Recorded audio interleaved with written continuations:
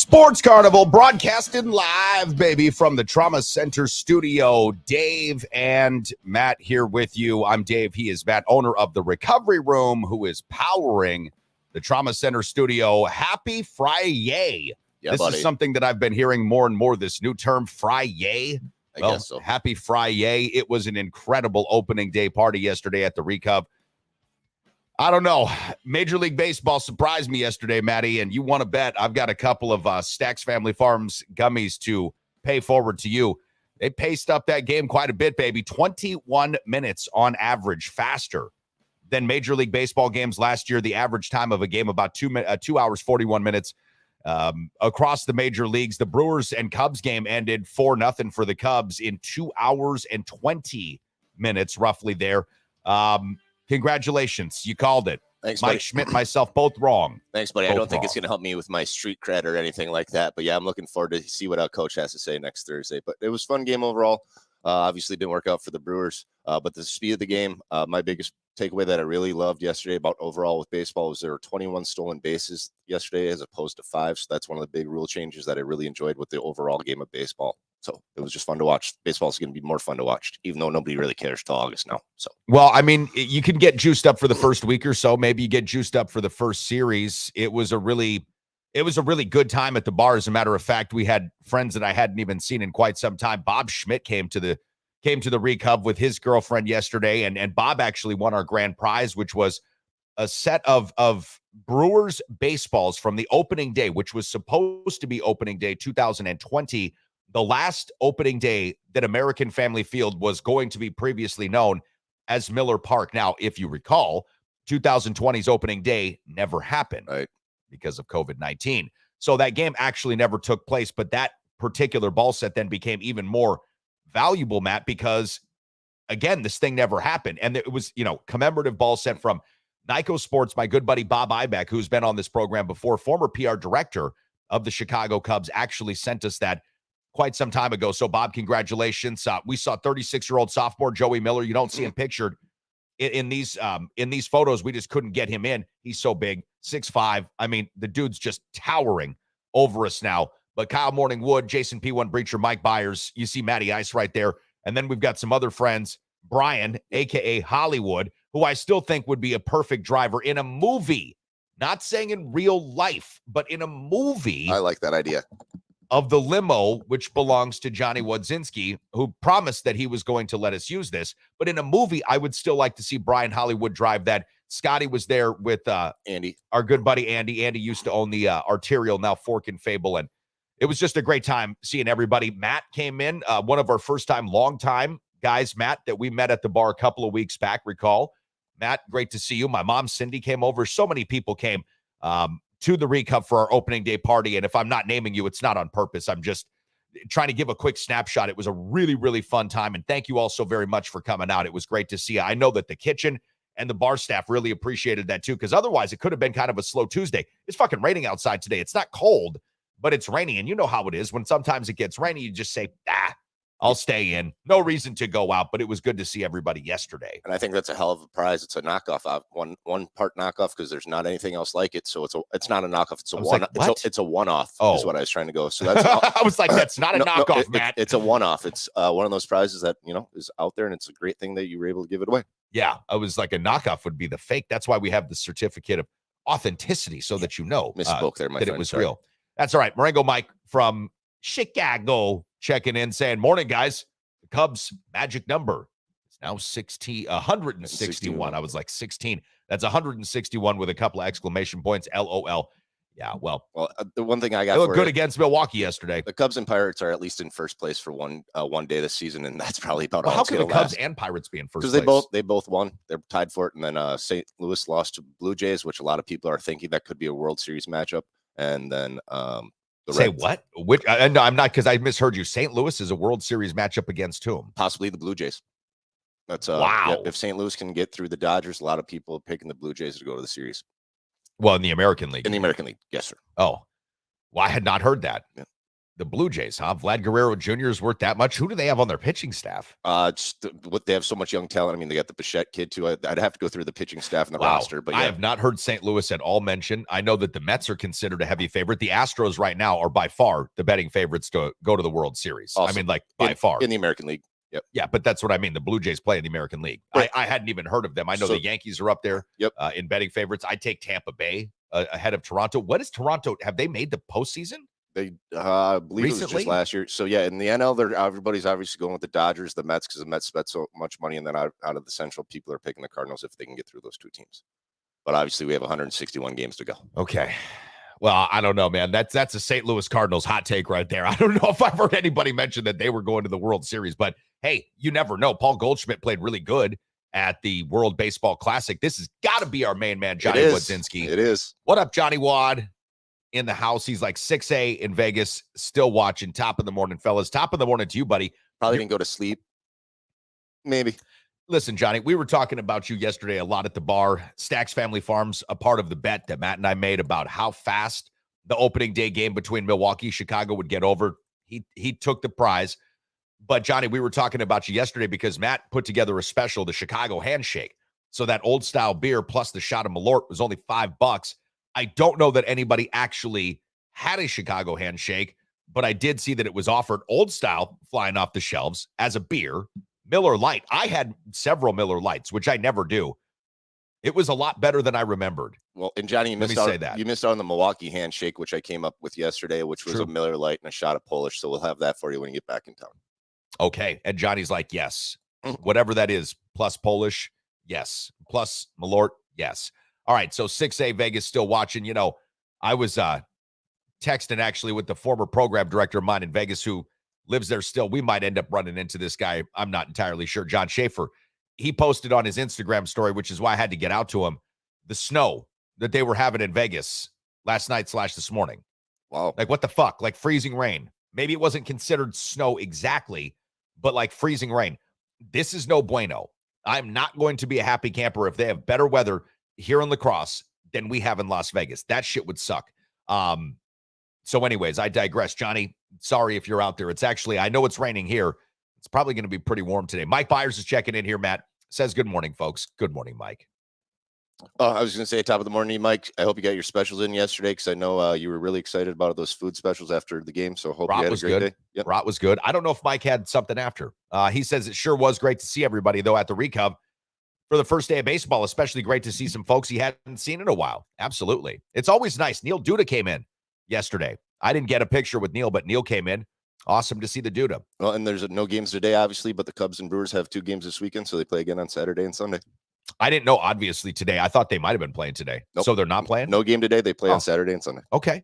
All right, guys and gals. Well, listen, we got a lot of ground to cover, not just the Brewers and the Cubs, and we won't sit here and pour over the game. The Brewers lost 4-0. Corbin Burns was okay for the most part, but as I expected, the bats for Milwaukee just aren't there.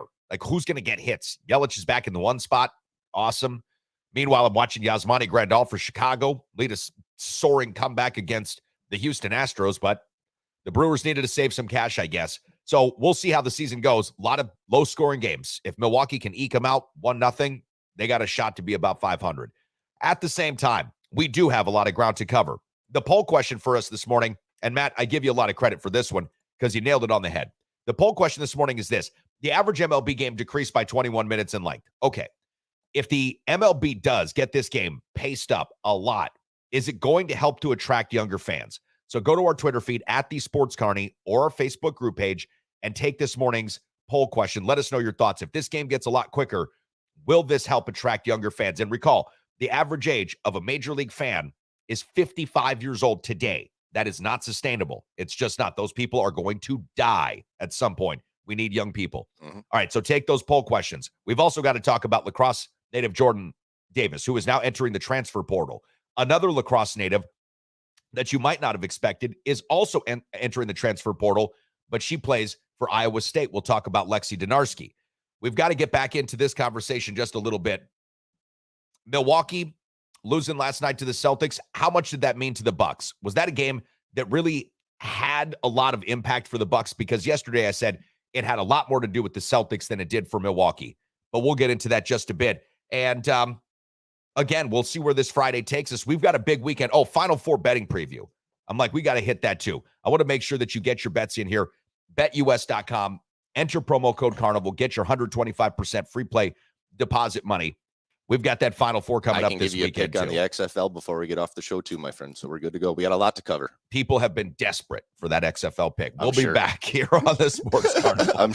What can I say? The Recovery Room on 7th and Mississippi Street is not only my favorite bar in all of downtown La Crosse, Wisconsin, it's my favorite restaurant in all of downtown La Crosse, Wisconsin. Breakfast served 8 to noon, Saturday and Sundays, daily specials, incredible cocktails, and the best damn wait staff in the entire city. My buddy Matt knows how to treat you right, and that's why when you go to the Recovery Room on 7th and Mississippi, you're always going to have a great time and a great meal with a great cocktail. So if you haven't been in a while, or perhaps you're just regular and you want to stop in again, make it a thing. I'm there every single week. How about you? This is Tailgating Tales with Bert Kowalski. Episode 22. There'll be no toilet wine before it's time. It was late September of '92. The Bengals are in town and managed to take out Packers starting QB, the Magic Man, Dan Majkowski. Enter stage left, and then fresh-faced Brett Favre, who engineers a beautiful fourth-quarter comeback to beat Cincy 24-23. It began a 15-year bromance with the state of Wisconsin and cheeseheads worldwide. Meanwhile, I'm in the Lambeau Field parking lot, where I've enjoyed every home game since I was knee-high to a Milwaukee's best tall boy. This is where the tale takes a twist. Majkowski's out, the pack is in jeopardy, and I'm out of beer. Lucky for me, Lou Three Fingers Nelson, who did a stretch in Joliet, always had a fresh batch of toilet wine brewing in his mini-winnie. I was 6 cups in and barely coherent when Favre threw that TD to Kendrick Taylor for the win.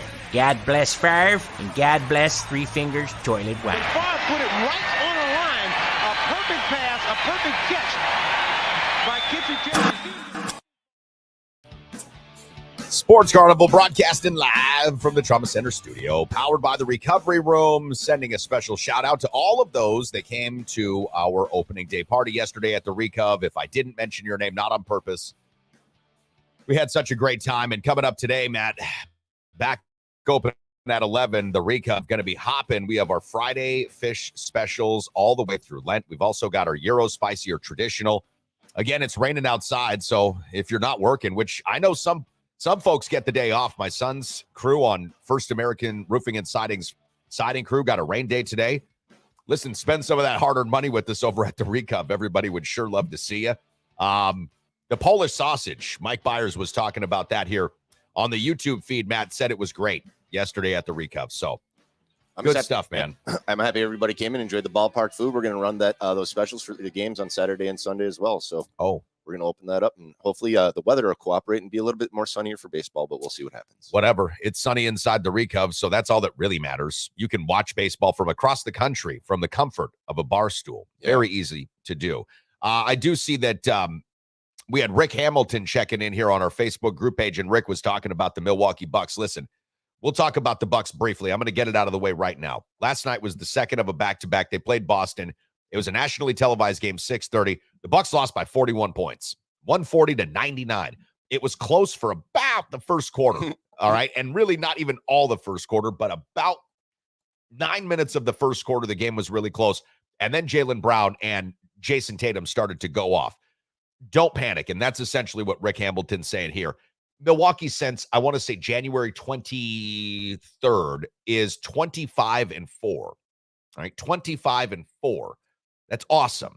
The Milwaukee Bucks are still 2 games ahead of the Celtics. The Bucks have a very favorable schedule. Their last remaining 5-6 games, very favorable.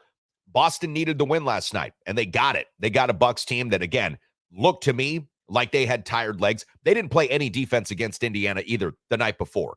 So when you think about that, the Bucks had just given up 136 points to the Pacers, but win by 13, scoring 149. That's a lot of offensive output. That takes energy right there in and of itself, okay, to score that many points. Then you come home, you give up 140 to Boston. So your last 2 games, you've given up 136 and 140. That's not going to be the way the Milwaukee Bucks are going to play in the postseason. That's the way that nobody plays in the postseason. I largely agree. Rick, your comment's too large. I can't put it on the screen or it will obscure the entirety of our camera view. But I largely agree with your point here. Don't get too concerned. The Bucks will be just fine. The Celtics are a good team. We know that. Would the Bucks sweep Boston in the conference finals? I doubt it. I think it would be a tough 6, possible 7-game series. I still like the Bucks to win. Nothing to see here. Chris Middleton got popped in the mouth, though, or in the face, I guess. His nose kind of went poosh and got a little bloody. He'll be fine, too. Well, I think Jason Tatum or Jaylen Brown looks like fucking Batman. Yeah, he does. With his mask on. Well, where I was going to go is the Bucks played 3 games in 4 days. Yeah. Not only 2 out of 3, so they were tired. Obviously, the Pistons and Pacers didn't give them much of a challenge, but that's a lot. It's a long ass season. That's a lot of games to play in one day. The Celtics were obviously going for the seed. There's 5 games left for both teams, so the Bucks have a control, and hopefully they shut it down and take the first seed. Yeah, it feels like Milwaukee still is going to be in the driver's seat to take that 1 seed, and that's really where they want to be, because if you drop to 2, which isn't the end of the world, but if you drop to 2, the first round playoff matchup that you've got is going to be with the Miami Heat. Yeah. Okay, most likely. So then you've got Miami. Now let's assume Philadelphia, who's 3, wins their first round matchup. Swell. Now you've got the Sixers in round 2. If you avoid the 2 seed or the 3 seed and you're the 1 seed, you don't play either of those teams until the conference finals, which is what you want. Right. If you're the Bucks. Plus you get home court advantage throughout the entirety of the playoffs because Milwaukee is still a couple of games better right now than Denver is. I know they're close, but Milwaukee, I believe, is still a better team record-wise than Denver, which if they do get that 1 seed, it'll be the 1 overall, which puts them in until the actual NBA Finals. So that aside, we're washing our hands. There's not much we can do to break this thing down. They lost by 41 points. Okay, we'll put that one aside. Yeah, sweep it under the rug for this. Sweep it under the rug. All right, so other big news, and I want to stay local before we go into our Final Four betting preview because I know Mike's talking about Final Four basketball as well on YouTube, but I want to stay local here. And I don't have a graphic for Lexi Donarski, but we'll talk about her in just a second. Start here with Jordan Davis. Jordan Davis entered the transfer portal for Wisconsin. And somebody did post on our Facebook group page, and I like Jordan a lot. Good kid. And I've hung out with this dude. He's a nice kid. I've interviewed him before. The family's great. His brother's awesome, getting better in Washington, all that. He enters the transfer portal, and the question that somebody asked us on our Facebook group page is, okay, cool. Where does he go? And that was actually my question. Yeah. Like, where does he go? So when you see the stats in front of you, Jordan Davis is not terrible, but he averaged 5 points, 2 rebounds, started 16 games, then got sent to the bench. His career high is 15 points. That was a nice game against Northwestern. I remember that. Okay. Where does he go from here? Now, I don't want to say that there isn't any place for Jordan to play basketball in college or in Division I. But is this a transfer down? Like, are we going to see Jordan go to like Green Bay? Are we going to see Jordan go to University of Milwaukee? Would we see Jordan go to lacrosse, to like UWL? Would he maybe come home? I mean, I'm not saying he can't play D1 because obviously he can hang in there a bit. He can play defense. I'm just wondering, where does he go from here? Like Kobe King, who was by far more talented than Jordan Davis, has a hard time getting on. Couldn't get drafted in the G League, and now is playing at Valparaiso. Right. Well, I guess I'm looking at this in a bigger, broader spectrum with the player transfer portal and everything else. We brought up Lexi Donarski. Not only is she transferring from Iowa State, but so are, I think, 3 or 4 other players on that team. So when you come down to Jordan Davis, there's so many other players that are going to be in a transfer portal world. Maybe he's talking to somebody because all these players ball with other people at different times. So maybe he's going to play somewhere with somebody else that's in the transfer portal. You never know what's going on behind the scenes. The college basketball is just all over the place in my opinion, with just the transfer. I know Jordan wants to go play somewhere else, get some more money, some more minutes because he lost playing time to the freshman Sejian, I believe. Okay. Yep. So I can see that, but I just think the transfer portal makes this so different for all of these kids in college where they can go play. Maybe it'll be a step down, maybe they get more minutes, but that's going to be up to his choice. But there might be other players out there who just want to play together because they can do that now with the transfer portal in the NCAA. Well, no, not specific. Okay. So first of all, you still have to get a scholarship. Yeah. Okay. So it's not like Jordan Davis can just pick where to go play because he's got friends. But there's teams that can go there and go after him, and he can basically pick if there's certain schools out there. All right. So let's stay here because there's a thread that I'm trying to get to. Yep. All right. Where? Because that's what I'm asking you. And it's not, and that's the general question that we're pondering. It's not that the transfer portal's crazy and people are moving around. That's not the issue. What I'm asking is, where do you go from here? Because Wisconsin feels like, to me, a gifted scholarship for a guy. And again, I like Jordan. I really do. And I think he's he's got some talent.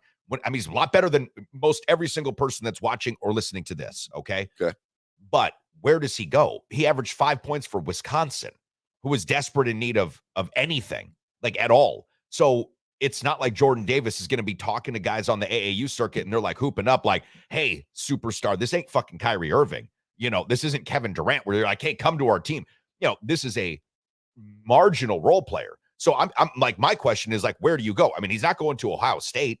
He's not going to any bigger program. Like he's not going to go find a team that'll give him more minutes than Wisconsin. Wisconsin basically gifted him a scholarship. I guess my big question. So like, where do you go from here? My question is more of the why. Why is he going into the transfer portal? Well, I thought you hit that because of the minutes. Yeah, I'm asking you. Is that what you believe as well? I don't know. Yeah. That's where that's the ponderance of this question. So okay. This is why if you're watching us, it says what's next, because I don't know. Like Kobe King, as I'm just using this as a reference point because these two kids played on the same team. Mm-hmm. They're from the same town. Kobe King was in no way, shape, or form questioned a much better player than Jordan Davis ever will be. Kobe averaged at least 10 points a game for the Badgers. That's double figures for a while in the Big Ten. Jordan Davis's career high is 15 points, but Kobe had a lot of different kind of talent, skill set. He couldn't even get drafted in the G League, and then he goes back into college to play for Valparaiso. How old is Kobe now? Like 25? He's got to be getting up there, 23, 24, something. My point is, if a guy like that with that much talent can barely find a place to play, where does Jordan go? And that's where I sort of wonder, and this is not to be glib, but I sort of wonder, do you think that maybe a guy like Jordan doesn't say to himself, where I can really make an impact? Maybe I come to UWL, right? Maybe I come to the UWL system, play at home, play in front of my home crowd. He'd be able to dominate in D3, you'd think. You'd think, right? Like he'd be able to dominate. Maybe that's the route. Yeah, I guess I just don't know how the transfer portal works going from a D1 school down to a lower tier school. You betcha. So, it's all division. It's NCAA. It's all NCAA. It's NCAA portal. Evan Lewandowski, former quarterback for the Eagles, entered the transfer portal when it first opened. Thought he had a place at Maryland until Tua's brother ended up taking over that spot. And then Evan Lewandowski ended up going to Whitewater, which is essentially a lateral move in D3 to them, to the masses, right? Whitewater might be considered a bigger program and a better program. I'm not sure how the outside view that, right? But it's a lateral move in Division 3. So listen, this isn't to, talk shit about Jordan because he's a cool dude. I like this guy. Maybe there is a team, that's really looking at him that he's talked to somebody else about. But when you think about this, Matt, 5 points and 2 boards, who's knocking down your door? You're getting benched for Connor Essegian or, Corey Klismet.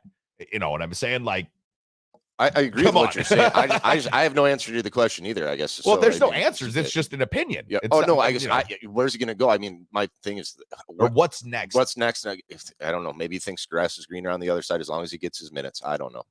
Well, anyhow, it's obviously going to be something of a different locale for Jordan. Maybe he stays in Wisconsin. Maybe, you know what? Listen, maybe a Green Bay or a University of Milwaukee would be the kind of team. They're Division I program, right? But they play in a smaller conference, maybe a smaller conference with one of those teams. He'd be able to get on the court more. I don't know. I really don't know. I guess when I watch Jordan Davis's game, I just don't really see any upside, really. I don't see that he's going to take any transformational leap to be a whole lot better. He can play good defense, but he's pretty limited offensively. And that's hard, especially in today's basketball game, because, unless you're an exceptional defender, that's a complete game wrecker, right? You're just blocking every single shot and grabbing every single rebound. You're Ron Artest, you're Ben Wallace, you're Dennis Rodman. It feels like it's going to be hard to get back on the court there. I was just going to say that the transfer portal is going to be something that we're going to see on just a yearly basis soon. Yeah. This is not, this is something that everybody needs to get used to. Obviously he's a local kid, but this is going to happen from now on. There's no shock or surprise. I'm not. Oh no, I know you're not. I'm saying there might be some listeners out there that just might not be used to this because this is just starting to really take over with the transfer portal. Well, that's the reality, and that's just what it is. And for anybody that has an issue about that, to me, is quite obtuse because the people that have issues with this are working jobs. Like, okay, they've got a regular job. So if you want to get a job, you can't go.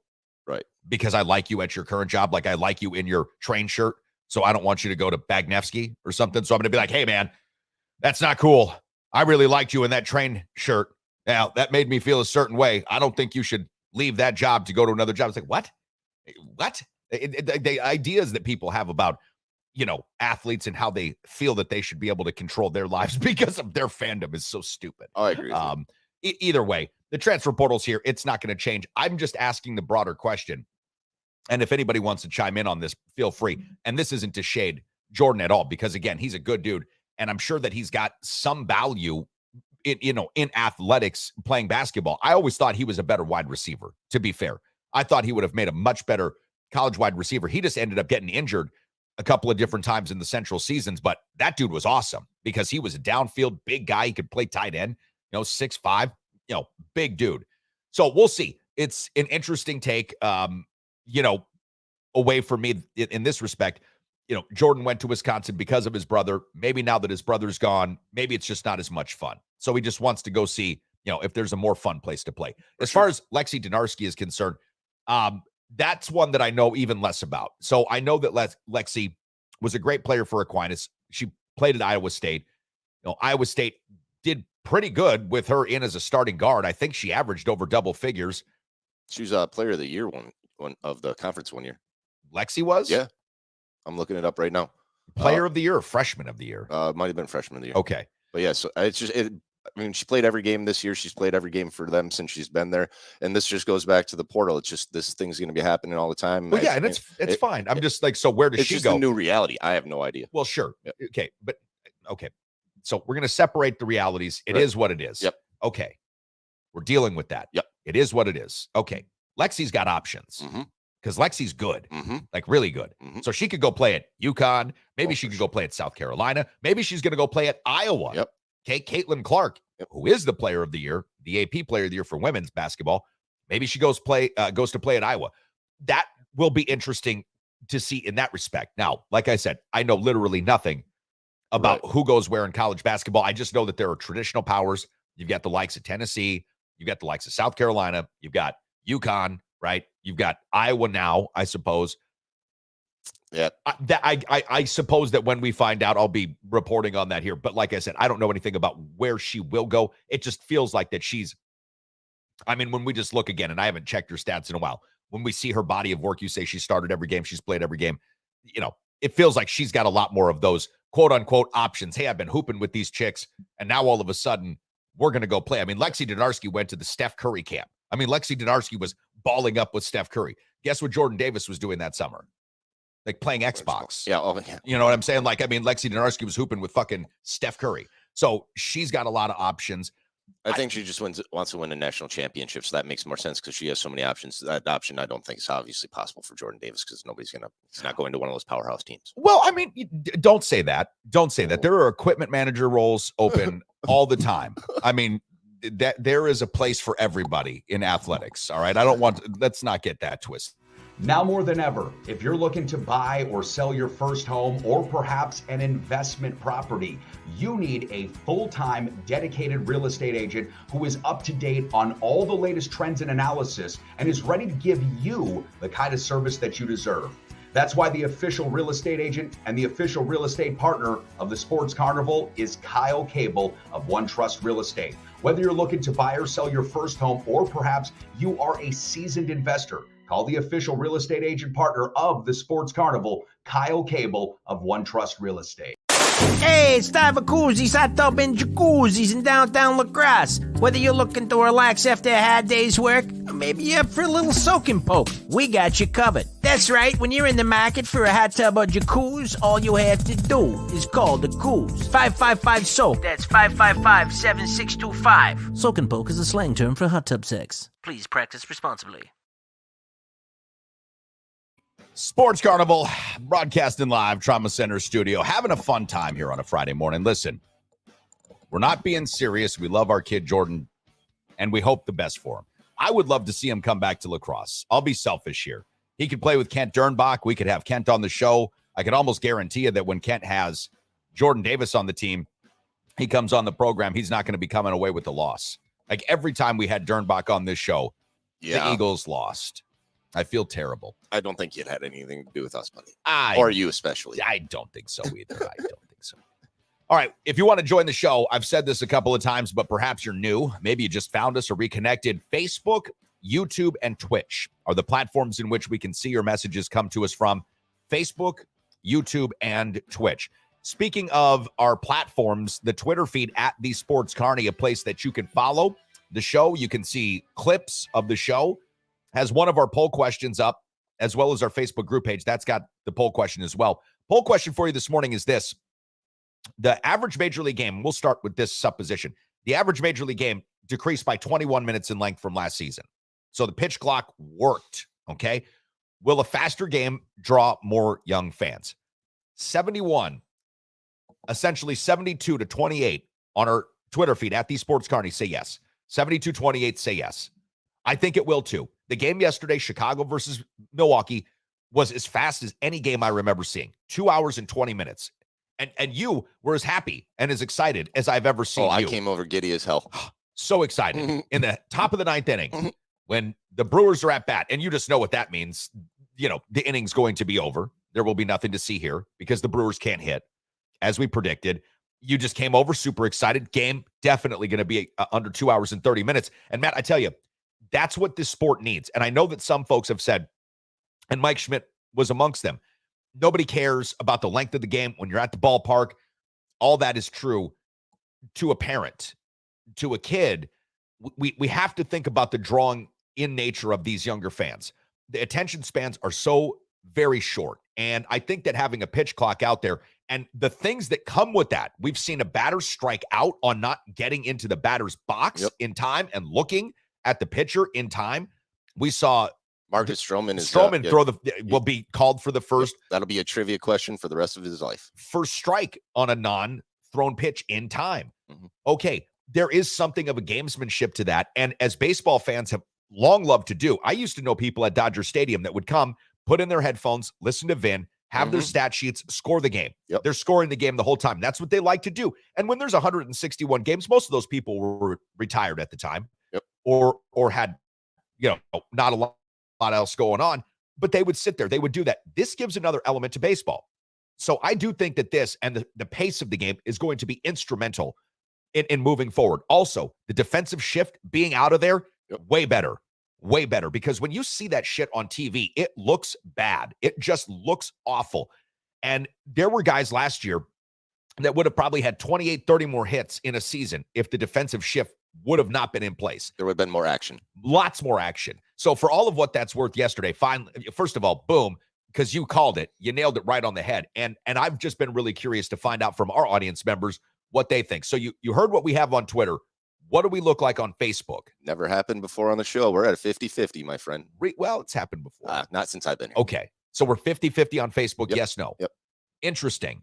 I think it is great as well. And I brought up earlier, the stolen bases, that's going to make the game more entertaining. I think it's going to be great for the TV viewers, not as much for maybe the people just because you're not going to have to sit there and have to worry about watching a baseball game on TV for 3.5, 4 hours now. So if you want to take some time for your day, you at least know that it's going to be done in hopefully a certain amount of time. Well, and I think that for myself specifically, and I don't want to lump anybody else in, even though I know a lot of people that do what I would have done, when a baseball game is potentially 4.5 hours long. And I've been to Brewer games and loved every single experience at formerly Miller Park, American Family Field, every single one. It's one of my most favorite stadium experiences is that particular stadium. Okay. That aside, I've been to games that are 3-4 hours. And by the third hour, if it's the seventh inning, I got to get out. Oh, hell yeah. I want to get out. And I'm ordering an Uber.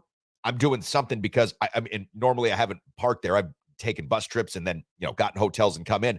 I'm out of there because I don't want to get crushed after an excruciatingly long game in which now I'm probably a little inebriated because if that game was that long and those innings were lasting that long, more beers were being consumed, more food was being eaten. It's the middle of the summer, the sun is shining, you're hot as hell. Or it's nighttime and whatever. Daddy's tired. And now I want to go to sleep. I want to lay down and start to relax, okay? And let me throw on my sweatpants. Let's get the fuck out of here. For sure. So with a 2.5 hour game, now, baby, as a 40-whatever-year-old middle-aged guy with kids, and I'm just, lumping a lot more. Mine are older now, but you're kind of out.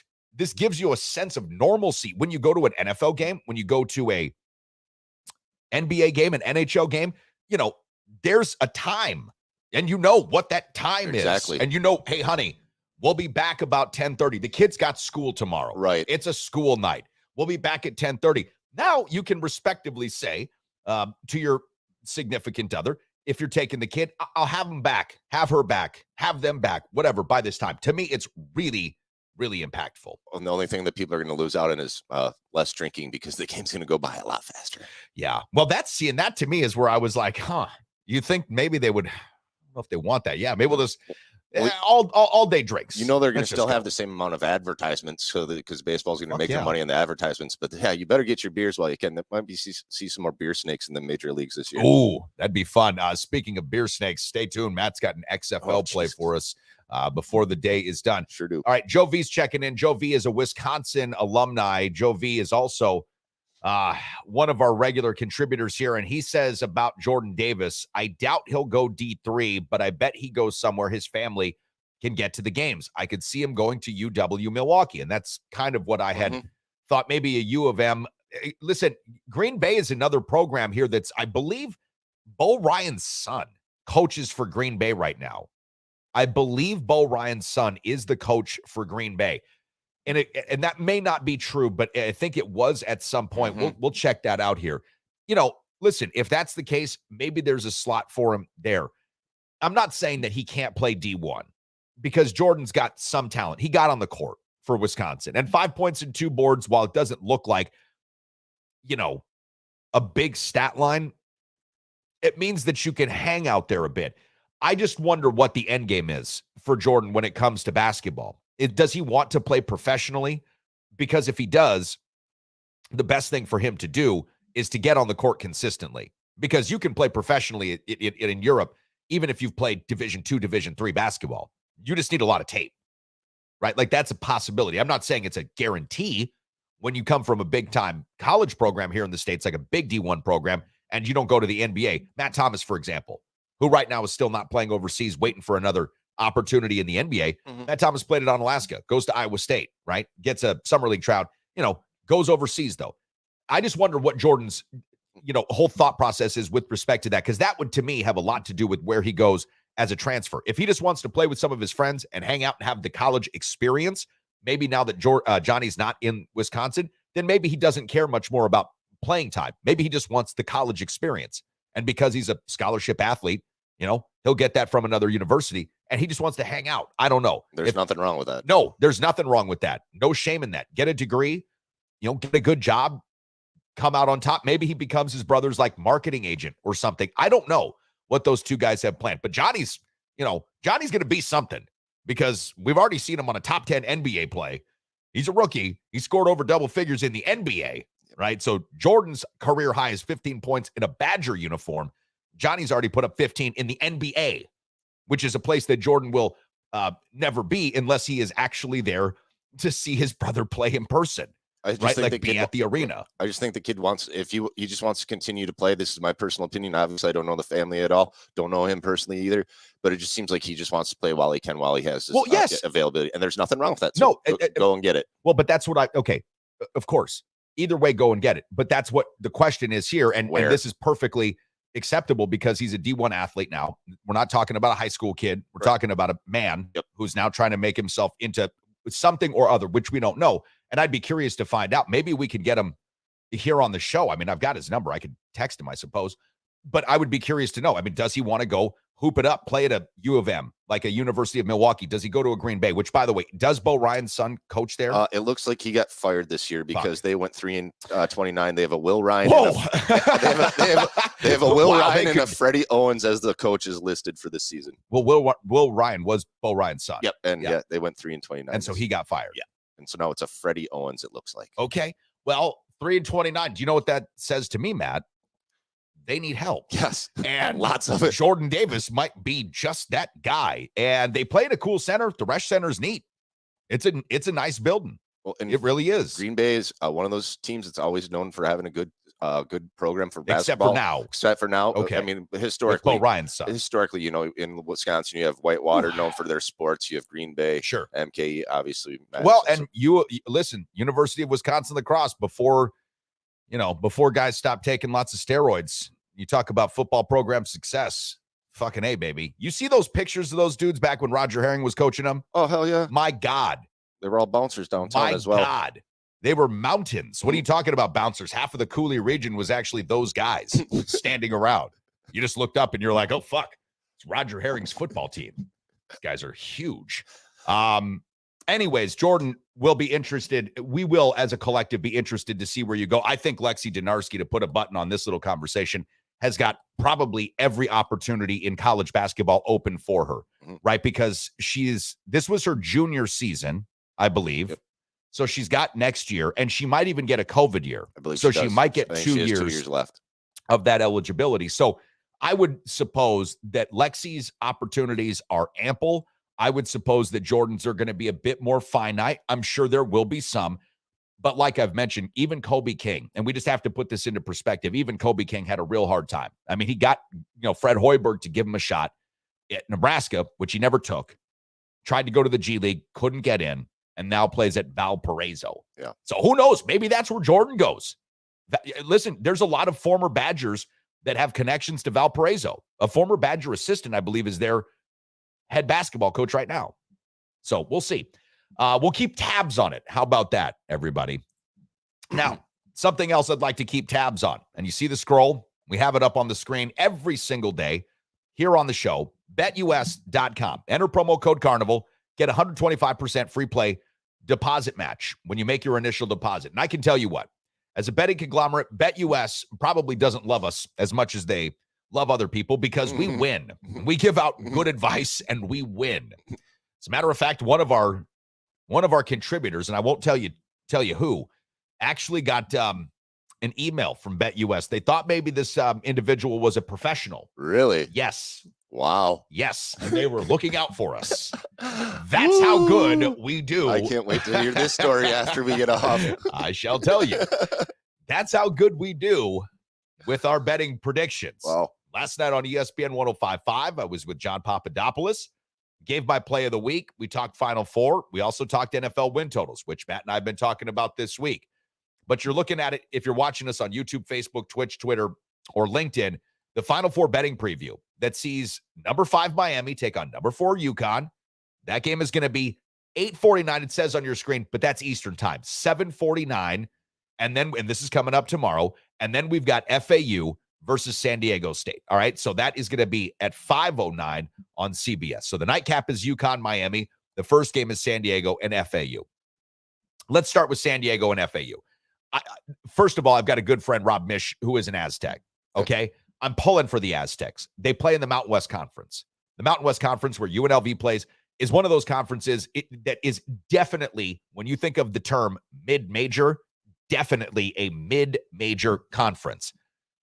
As is FAU, coming from Conference USA. So that said, I really want to see, and therefore I am pulling for San Diego State to win. The line is extremely close. We've got San Diego State, 1.5. This has moved a little bit around. You see 1.5 in front of you. I've seen this now anywhere from 2 to 2.5 points, even 3. I've seen San Diego State now at -3, okay? If you can get San Diego State at -1.5, I say take it. If it's 3.5, I say be careful. These games have been extremely close, and FAU has surprised every one of us. But San Diego State's defense, I think, can really shut down FAU. I thought the same thing last week, and in the first half that was true, but then FAU came back and just obliterated, I want to say it was Tennessee in the second half. It was just unreal. Maybe it wasn't Tennessee, but I can't remember now. That was Kansas State. Kansas State. So they've been playing some really good basketball. I just think that San Diego State's defense right now, and probably because I'm coloring this a little bit with regional bias, being that I've, got some affection for the Mountain West Conference and had covered that for a long time.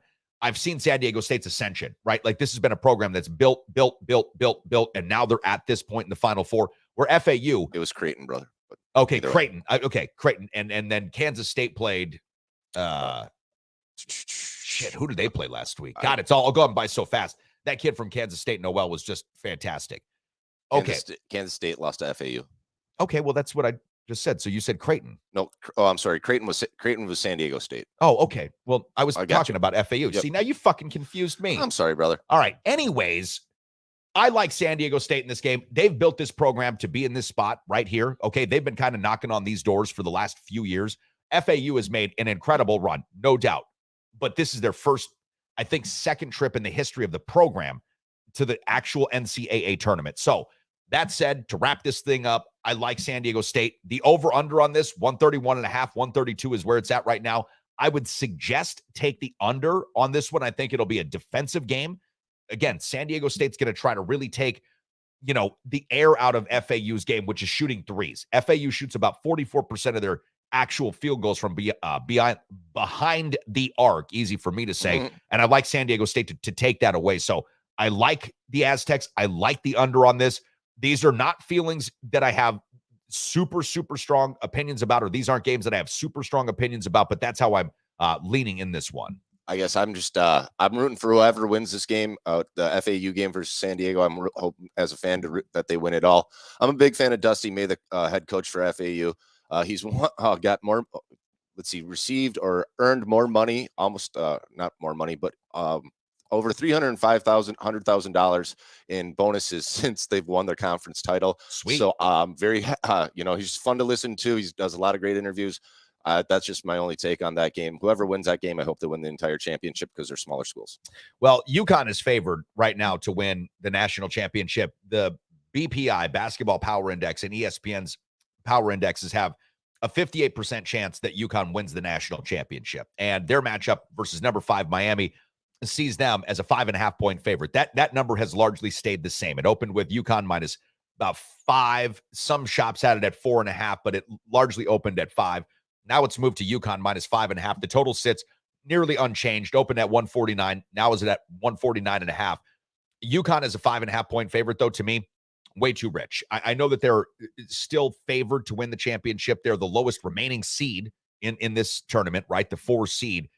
But I don't think that they match up extremely well with Miami. As a matter of fact, I ran this game through a computer prediction module that I use sometimes just to kind of, see what feedback I get from this, how the computer would respond to the analytics, the data, and give a predicted score.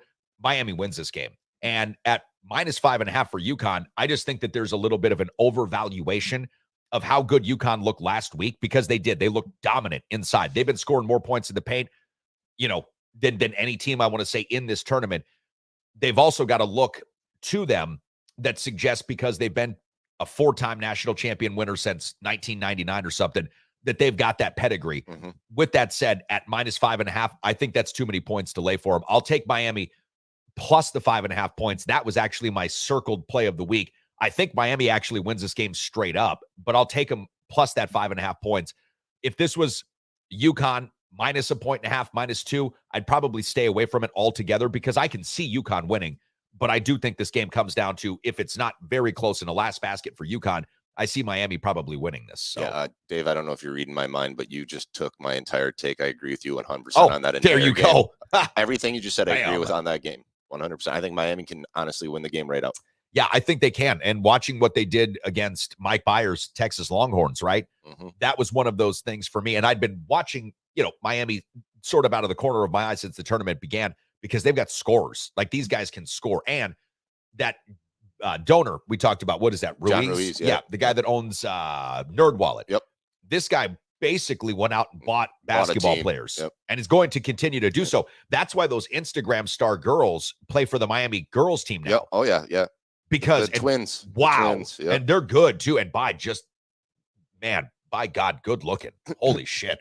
So, and congratulations to them for just cashing in on this whole NIL thing, because they are, I believe, the highest grossing NIL athletes in college sports. I believe that's actually currently true as well. And then, go get it, girl. Well, and I was going to go get it. Going back to Miami, who's the kid Miller, I believe, that had the perfect game the last game. Jordan Miller. Yep. So it's going to be that'll be a fun game to watch. Yeah, it's going to be awesome. The Miami Hurricanes play with a lot of veterans. When you think of veterans in college basketball, they play with a lot of guys that have played either JUCO or not necessarily JUCO, but have transferred into the program. So there isn't there isn't a lot of young players for Miami when you think of the young players that play for some of these other teams. And that's why when you look at, Matt, the teams that are still remaining here on this screen right now, the teams that are still remaining in the Final Four, UConn, they've got some vets. They've got some young guys too, but they've got multi-year players on that program. Miami is exactly that. They play with transfers. They play with guys that have suited up for that team for a while. FAU, same thing. San Diego State, largely the same thing.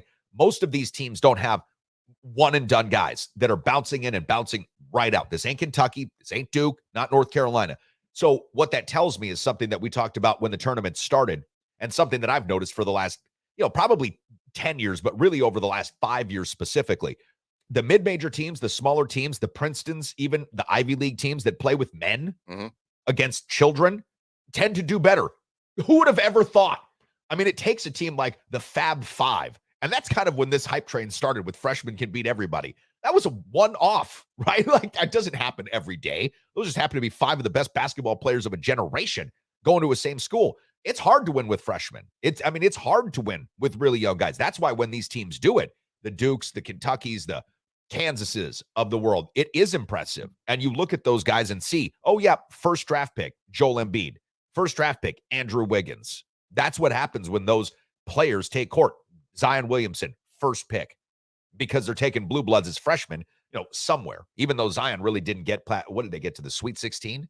Yeah, maybe they got to the Elite 8. I can't remember, but they did not make the Final Four. He's just injured too much. That's for sure. He's a good player when he's playing. That big boy, though, Matt, I talked about this right at the time of the draft. I said, look, Zion from a marketing perspective, I could understand was near impossible to overlook as the number 1 pick, because the marketing dollars that were out there, and this is a business. Sports is a business. The marketing dollars were insane. And I knew that he had to get picked number 1. But I said at the time on air, Ja Morant's going to end up having the better career because he's not going to be injured. He's not going to be missing every fucking season. Zion's barely played. Their body sizes are completely different, obviously. And when Zion's healthy, he's a beast. He's a freak athlete, obviously. Sure. But did you end up seeing the running meme or whatever's the social media that went on about Zion recently? What, during the offseason when he was fat? No, just this last couple of weeks when he's been hurt.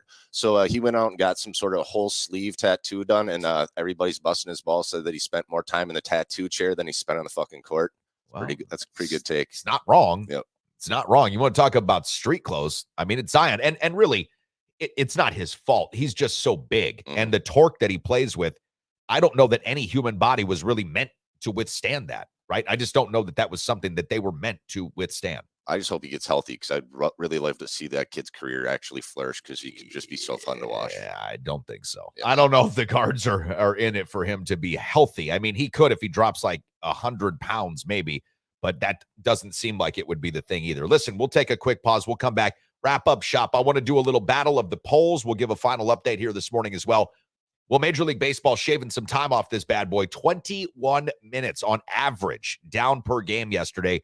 Will this help attract younger fans to the sport? At the Little Doobie's Pizza, we kill 2 stone birds with 1 rock every time with our hand-rolled Doobie Deluxe for only $49.95. That's a street value of over $75. No way! The Doobie Deluxe is a hand-rolled 18-inch pizza that will blow your bone-resent mind. Whoa! Topped with the sausage, black olives, extra cheese, and about a half ounce of the finest kush at east side of San Bernardino. Dude, give me another slice. Because at Little Doobie's Pizza, we put a little TLC in our THC. And right now, for a limited time only, get an order of crazy cannabis bread for only $10 with an order of a Doobie Deluxe at the street value of over $22.50. You know what we said at the Little Doobie's Pizza? Why get stoned then eat when you can do both at the same time? Doobies. Hello, this is Professor Fission for Nuke and Nuke Light, the world's first nuclear beer. Brewed and nuked in 1956 and recently found in Warehouse 14. How's it still fresh, you may ask? Well, thanks to our friends Cesium-137, Stromium-90, and Plutonium-239, these beers will stay fresh for another 90 years. Not only does Nuke and Nuke Light have 10 times the kick, but you're sure to be a hit at the party because it helps your urine glow in the dark. Nuke and Nuke Light. Pick up a case today before it melts through your grocer's floor. And a Luke Air. Yummy.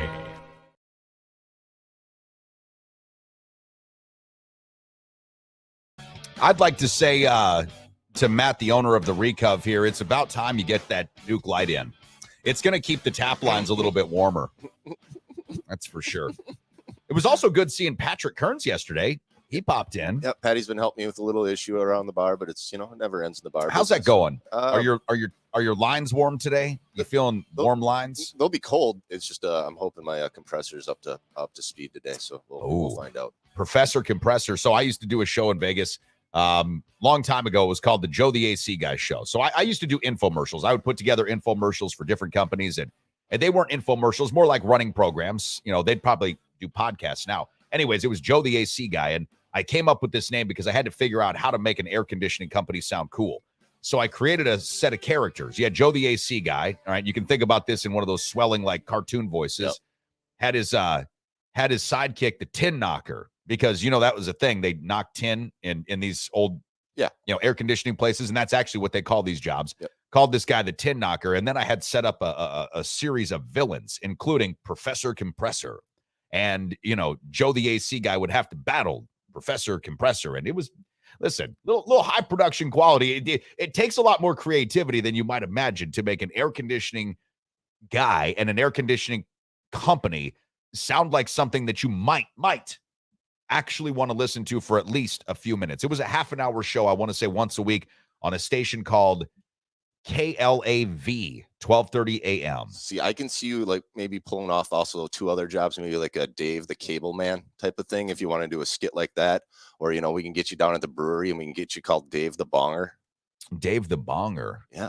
The guy that has to, bong, puts the little plug in the barrels back in the day. Oh, because I was like, Dave the Bonger is something that I could probably be really good at. You'd like that. Yeah, I think I'd be good at that, except I would probably take my talents to Cannabis Depot, and then I would be Dave the Bonger. Same name. We don't need to change that at all. Stack's Family Farm. But I think that's where they don't have a location, though, do they? They have like a physical, but they don't have a retail location. No. I'm sure Johnny Wad could help us out with that. Well, they could, but that's where Stack's Family Farms, sends a lot of their shit. They send it to Cannabis Depot. That's what Carbon is made with. Well, I was going to say, it sounds like a nice stop on our road trip with the limo. We could be out to Stack's Family Farm this summer. Yeah, we could, but if I'm not mistaken, Carbon, which is the brand that Cannabis Depot sells, is made with the product that is manufactured by Stack's Family Farms. Even better. See, we got the whole tie in here, man. We got it covered, man. Got a whole tie in. It's almost like I'm ready to take a dream vacation with you, Matt, and I'm going to go someplace like Las Vegas, and who knows,